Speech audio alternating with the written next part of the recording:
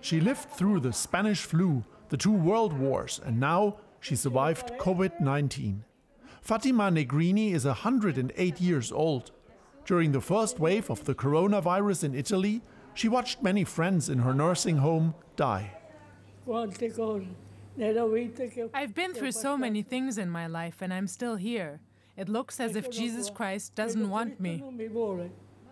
Care homes were hard hit in the early stages of the pandemic, when Milan was at the epicenter of the outbreak. More than half of the 33,000 lives lost to COVID-19 in Italy were here, in the city and the surrounding Lombardy region.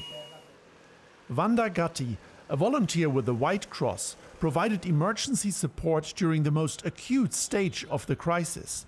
She captured some impressions of the chaos on her phone. We lived in a very traumatic experience, like a tsunami, something that at the moment arrived and changed completely everything.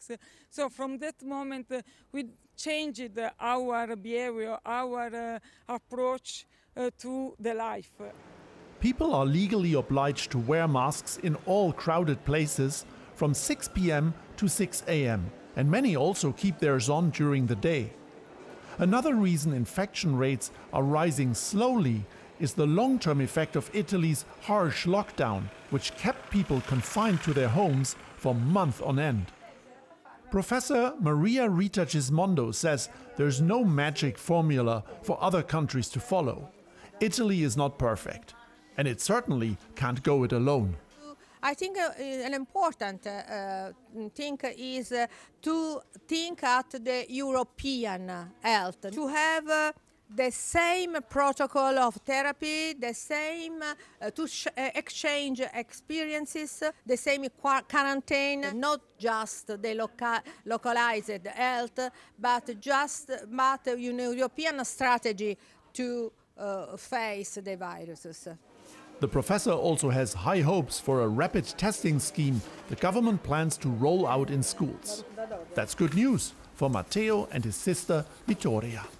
They started class only 2 weeks ago and don't want to go back to homeschooling.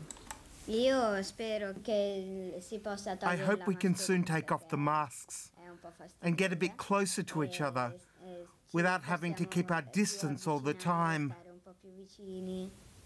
Senza dover stare sempre con 1 metro di distanza e così. This cemetery is a bitter reminder of Milan's collective trauma.